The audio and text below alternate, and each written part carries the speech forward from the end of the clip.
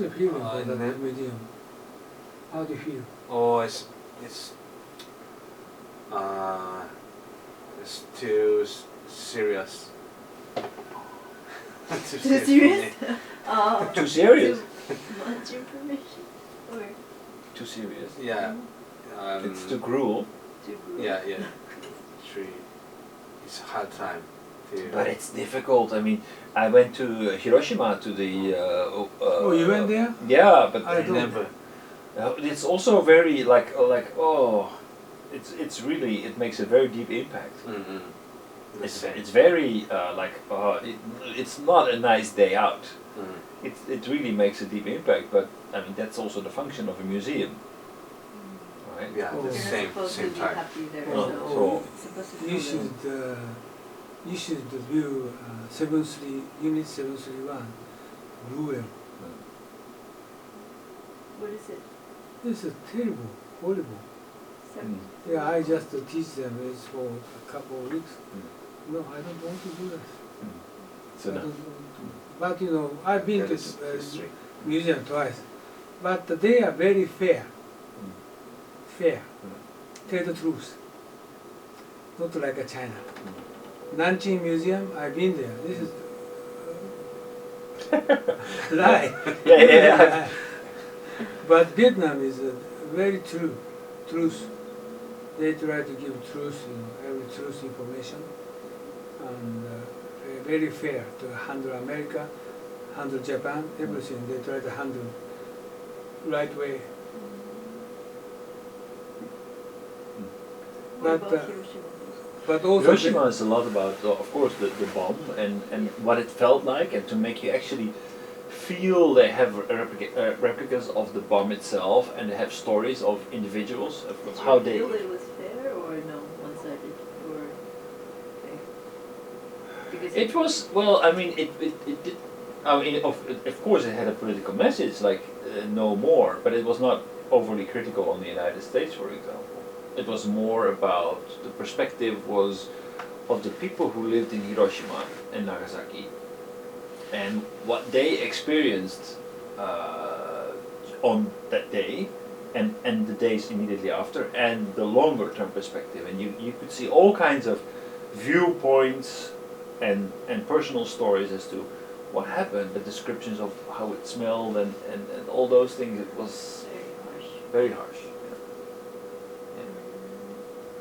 Yeah. So you're So saying it was fair, not one-sided. I think, but basically, what is fair? I think what is fair is. It's difficult, I know. Yeah, I you just. shouldn't have asked that question because Waterson mentioned that the No, but museum actually- in Vietnam was fair, so I'm like, what is the fairness of the Japanese museum? That was my Well, question. basically, it just tries. It just doesn't try to be fair or unfair. It just describes what people experience. If you go to a Chinese museum, it describes and really in those terms, the horrible cruelty of the Japanese army. It's exactly in those kind of words that they describe what happened. So that Which one? not trying to be fair. The Chinese museum. I went to Daria. Describe. Daria. Okay. The museum there was. Me too. I've been there Yeah. several times. It's not even close to objective. Oh, it's Nanjing is more. But they're all lie. But Vietnam is truth. And also they're talking about Hiroshima bombing. It's the pictures. It's 731 unit is more horrible. Horrible. And there's thousands of people they just put in jail. Nobody, one of those came out from jail at the end of the war. They killed everybody. And not only adult, but the child, not a child, infant, killed them all. Unbelievable. And also, maybe you don't know that 731 unit, they had planes and spreading cholera, anthrax in a big city in China. And Japanese government not approve it, and Chinese government never approved that kind of fact. It's for example, Ningbo is one of the largest city in China, population is 1.5 million, but Yeah. just plane spread cholera. 1/3 of population killed. 1/3. Not more than Hiroshima. 1/3. Or anthrax. Do you know anthrax? Anthrax. Yeah. Anthrax? Okay, just a rotten body. Never fix it. Rotten body. 20 years, 30 years, never fix it. And many people, anthrax, yes, they got disease. But the Chinese government never approved that because they just only focus on Nanjing massacre. They, maybe Japanese government, Chinese government made agreement with each other. And then they never touched the other areas. So many people killed. How do you call it in Japanese? The Anthrax. anthrax? Cholera? Anthrax. Anthrax, tansoki, anthrax. Cholera is cholera. Anthrax. You had better remember anthrax because anthrax, cholera. The Japanese military like it to spread those diseases. Terrible. And then where the red city is Impo and also Chanda, two cities. Chanda is 1.35 million population. Also both cities 100,000 people killed. What was the reason for the Japanese army to spread? Oh, okay. Just this is jam is very easy way to kill people instead of.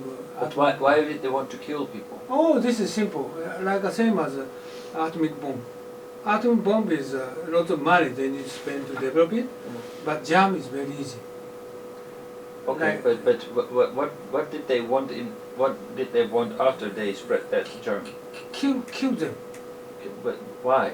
Why? Oh, like atomic bomb the same. Yeah, but the atomic bomb, the basic objective was not to kill as many people as possible, but to end the war, right? That was the objective. Same. They Yeah, spread yeah, the germ same, to same. end the war. Expect them to Chinese military surrender. Same, but problem is Chinese people is very strong, Mm. and also emperor ask them to not do that. Okay, but it means cholera spread whole country every day. And do you know the 9,000 balloons fly to the States? 1,000 balloons reaching to the American continent. At that time also, emperor asked them to stop sending any germs to the States. Only the bomb. So they don't do that. If they do that, many people killed. So Japanese people don't do that. So Japanese, 731 unit, not so many times, but they killed I don't know how many, 1 million or more than that, we don't know. But Japanese emperor forced them to do that. I think killed million people. 100 million or more than that they could kill. Or spread cholera, everybody dead under the spreading. How they spread free with clothing with free, do you know free? Yeah. Know me? No. Free clothing with free Mm. and bread with free and spread. And many people dead. Anthrax we touch it and also the rotten. This is a crazy thing they did. So Hiroshima is used museum, but this is anthrax and cholera is more terrible. Everybody dead. Well, I don't think it makes that much difference for the people who were there. It was terrible. But at least I find that spending several hundred hours to prepare this material, all in English, right? Then I find that it's America and Japanese, Chinese government made agreement, secret agreement. Okay, we don't do that only Nanjing massacre, and any other massacre never speak up.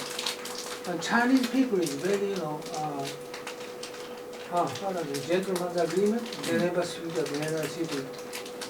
Just consider from Shanghai to Nanjing. Do you know how many cities on the way to go to Nanjing? 10 of those. And Suzhou and any other cities, same thing they do.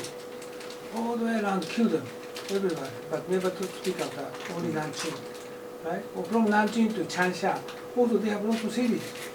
But they are not talking about that, right? Chinese government never speak of that. But this is, I think, some secret agreement with us. So Japanese people, older people, they don't know that. But this is, I think, we But should. they never broke. that promise because the But relationship was not we good. should know that. And Chiang Kai-shek, as you know, and he officially announced 6 million civilian Japanese military killed. Not 300,000, 6 million. But if a little bit exaggerated, 3 million they should be killed because it's easy to guess. Shanghai to Nanjing, Nanjing to Changsha, it's the southern bottom of China. All the way Japanese military get food from them. It means kill them all. Farmer men are killed, women raped, everything they do. No? But this is a fact. The Japanese government does not approve kind of fact, but also Chinese government never speak out this fact and conceal it. So this is a fact, I find out. Okay. Vietnam. Okay, just Vietnam. All right, Vietnam. Vietnam. The ancient history of Vietnam. Important is the occupation of Vietnam. More than 1,000 years occupied by China. Also occupied by the French from 1883 to 1945. French Indochina.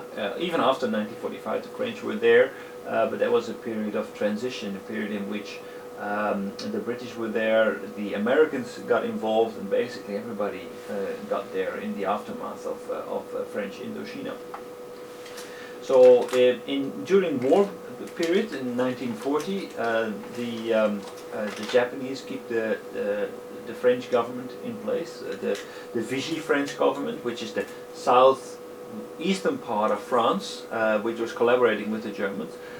So the Vichy government, the French puppet government, is held in place.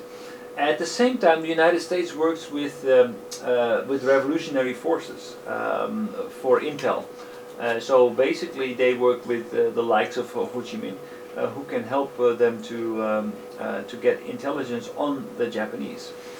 So there was a collaboration between the U.S. and the revolutionary forces. Later on, the United States changes their alliances and collaborate against these forces. Or do you still work together? They work together, yeah. Or They work it's together. like same. Exactly like Iraq and really? exactly. So Ah. I will later on show you how many parallels there are between what the United States did in Vietnam and what they did in Iraq and what they did in. So there is. It's actually a pattern of American foreign policy. It's they did exactly the same. Exactly the same behavior, changing patterns, working with rebel groups for resistance, supplying them with weapons, and then giving up support. Exactly how they got the deal, how they got retreated, was basically by selling out the South Vietnamese to the North Vietnamese so that they could retreat. Okay. So it's like It's their origin. It's the origin. It's like Basically what happened is that they worked with the rebels, and then when the rebels got serious, they changed sides because they had the domino theory, right? Then basically the rebels were supported by the Chinese, so they started the proxy war, and then the Americans, they thought they needed the South Vietnamese to actually work against them, but when they were no longer, when the South Vietnamese were not taking responsibility, they kind of just gave up on the South Vietnamese, and they made a deal with the North Vietnamese in order to get out, and then within 2 years, South Vietnam was gone. So they really screwed over the country a lot. and was the Vietnam already divided into North and South? No. When the French initially unites North and South, because was it divided? Basically, the official division was in with the VN resolution, and it was only temporary.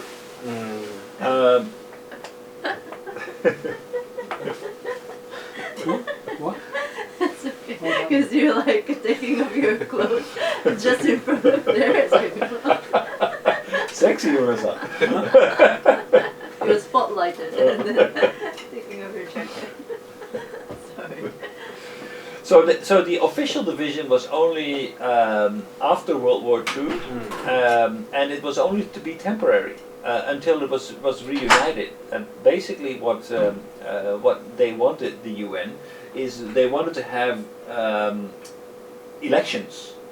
But the Americans, they didn't sign the UN agreement. Neither did the South Vietnamese. Why? Because they were sure that they would lose the elections. So the Americans did something very anti-democratic by not signing that, because they were afraid that if they would sign that agreement, then actually there would be elections and the North would take control over the whole country.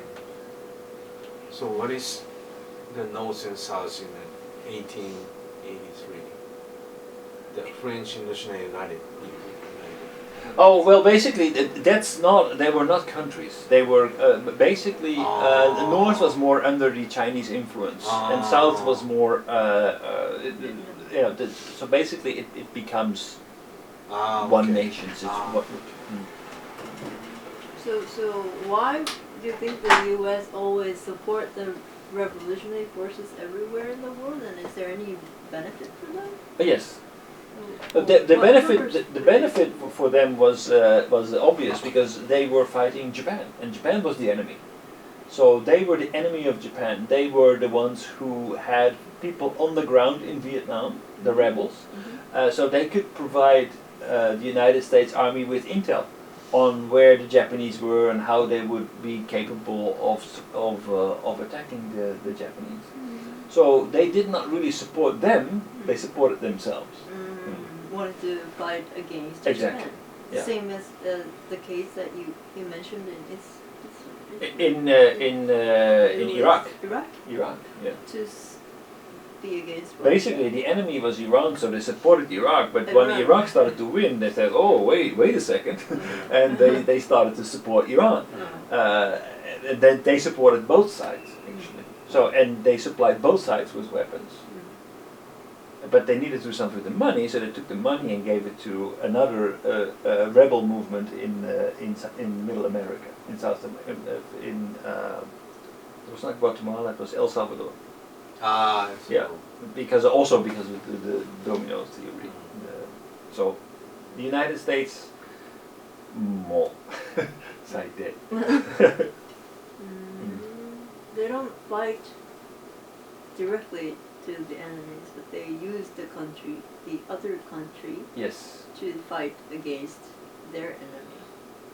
That's what they do. But that's not. Unfortunately, that's not where the United States is unique, because that's actually what countries like France and Britain and the Netherlands have been doing long before them.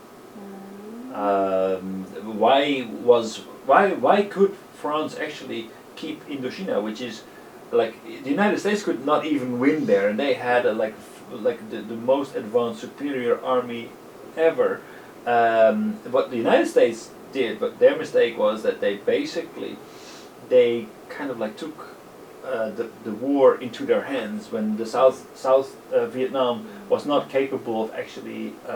The original idea was to support South Vietnam, to stand up against North Vietnam, because if South Vietnam would fall, then soon other countries like Indonesia and Malaysia, etc., would also fall. So they needed to stop the North, the communism. And so they supported South Vietnam, but South Vietnam was basically a pain in the neck. They didn't like South Vietnam very much, to be honest, and they couldn't take care of themselves. And then what happened is that basically they gave up on South Vietnam, and they took the entire war into their hands. It became the United States versus North Vietnam.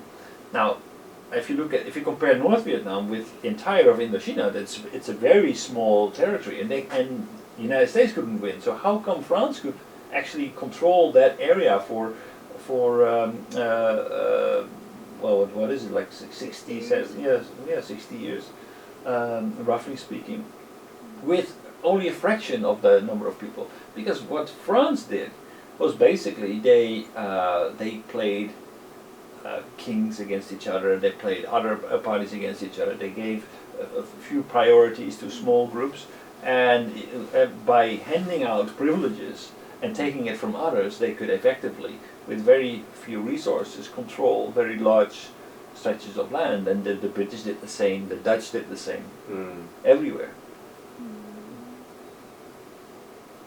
So it's very opportunistic, and it's very disruptive because it creates very deep divides within the countries. And the better and the more effective these colonial powers are, the deeper the wounds are after they get out. So what you see in Africa, for example, you can definitely see that who colonialized the country. Like the deepest divides you can find in former Portuguese colonies, Belgian colonies, then French colonies, then British colonies. And it also has to do with power. And because the Portuguese didn't have so much power, they didn't have so much money. Belgians didn't have so much money and so much power, not so many people. So they even had to be more aggressive and assertive when it came to divide and rule and politics in order to sustain that.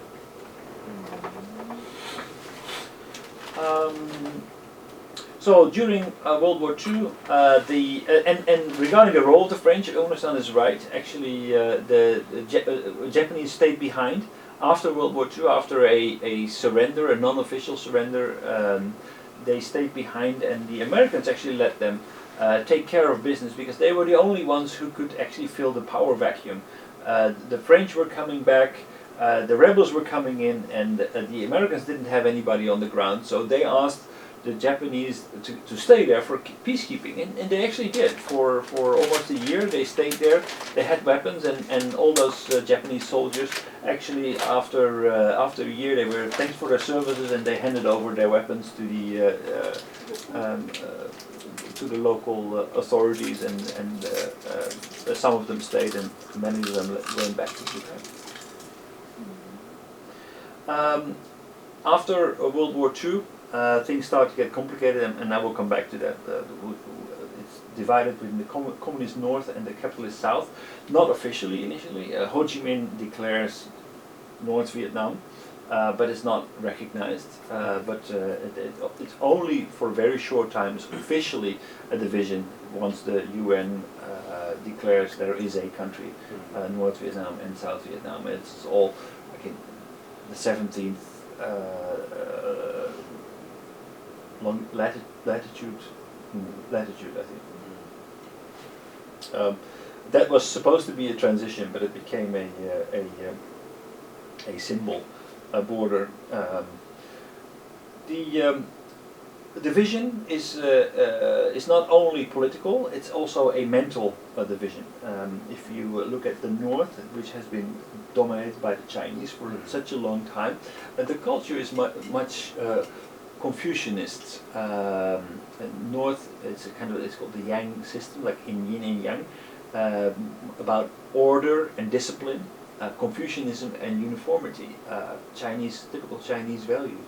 The South has a different kind of attitude. You probably recognize the difference between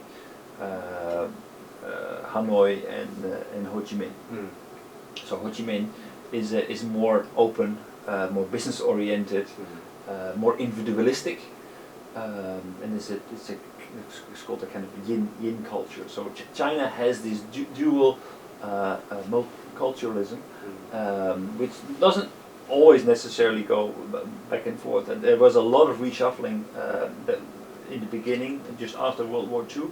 Many people fleeing from the north to the south, and vice versa. But the divisions were not only north and south; they were also peasants and city people, landowners, and so there were so many divisions within the country that finally all came together, and it became a big mess. And what many of us have forgotten is that actually the whole Vietnam War was mostly Vietnamese among themselves. It was a civil war. Like there was so much attention for the United States and the soldiers and everything that's been documented in movies and things like that. But actually, it was mostly a war among Vietnamese, and most the Vietnamese died in many bigger numbers than Americans ever died there. Can I ask you something? Do you feel the difference between Ho Chi Minh and Hanoi. Hanoi when you went there? Because I've never been to Vietnam, and do you see the difference, or do you feel the difference in You know, the cultural people. difference? Yeah, in people in like, I don't know, the city or. Yeah, actually, the Ho Chi Minh is sunny, Oh, and South. Hanoi is always cloudy. Weather is also different. Weather is different, yeah. Yeah, and it's affecting the people's mind. Yeah. And the politically is still divided. The higher officials in the government is still elected from the north. Hanoi. It's- Is Hanoi So- the capital? yeah, Hanoi is capital. And the people from the south side is very hard to go up in the higher rank in the government. I see. So basically, you need to have like need to be from Hanoi, and you need to have a good war record. Well, maybe that will gradually become less, and you need to be very good in the socialist theory. That's the three basic elements to become What a is the successful war politician. record? A war record means that you were successfully defending Vietnam against the foreign perpetrators. During this period of yeah. times? Yeah. Yes. So Okay. now especially in the business area, the son or some families relative of the hero in the wartime has the strong the power. Interesting.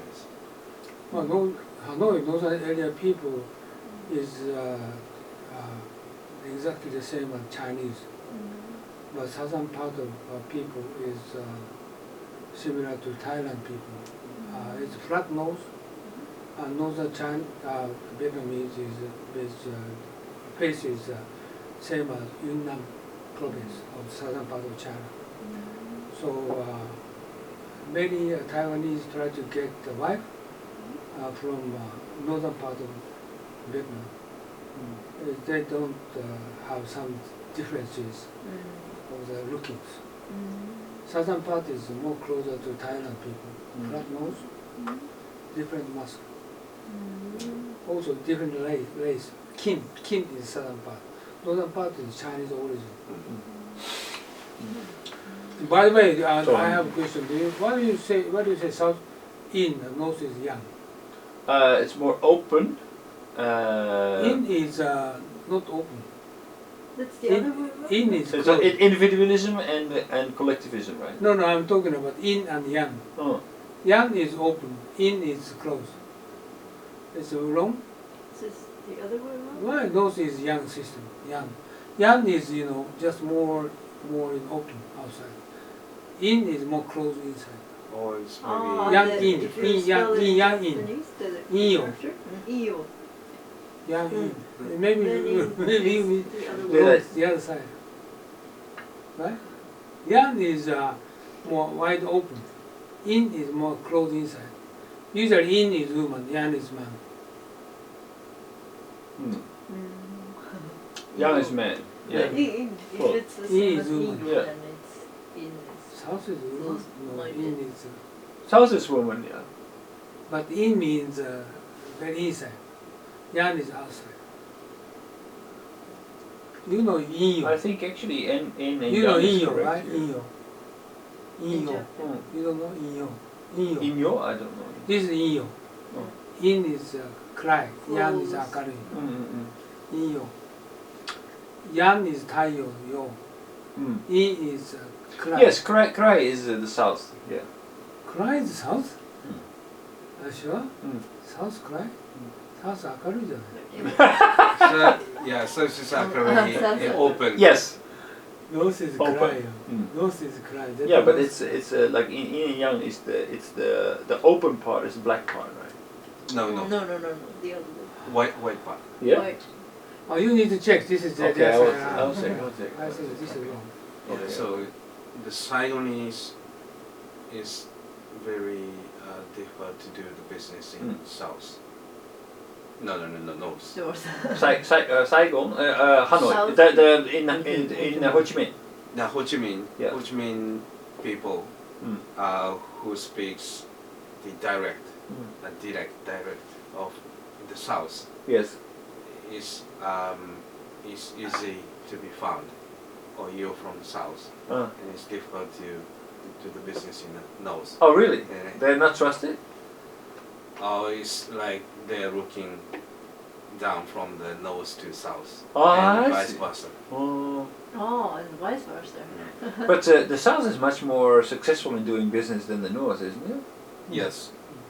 And now the Hanoi city is expanding the territory. Then they're getting more population. Then they're getting more the GDP. That is for competing with Saigon or Ho Chi Minh City. But do you think they will catch up with Ho Chi Minh, or Yes, politically. politically? Yeah, they're already dominant. No, political by political manner. They expanding Ah. their Yeah. Okay. So Yeah, in numbers, not in quality, but in quantity. and also they're putting their hand from north to south on the business. So they're they're putting some burden on the south part business or economic growth. I see. North is atmosphere is like a Chinese city, right? Atmosphere, Atmosphere. weather. Not weather, city. Frankie. atmosphere. South is also the Frank. same as all South Asia.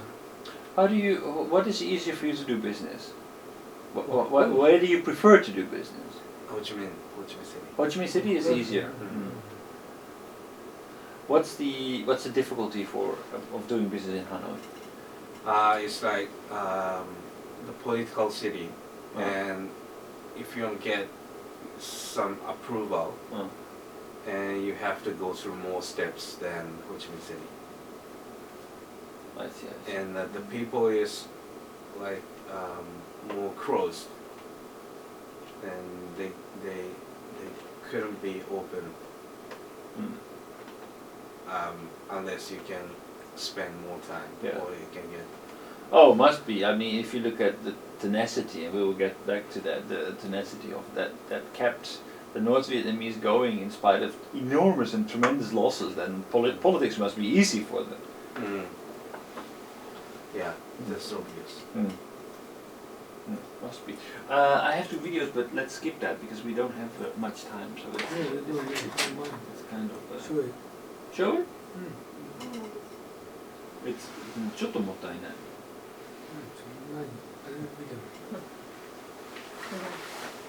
つまらない見た。It's about the politics and economics. What is this? Okay. I think it's kind of an It's this is the perspective of politics and economics of an outside observer, of a specialist who has been doing business in Vietnam for a longer time. in the sense This is an that, Australian business. Vietnam has always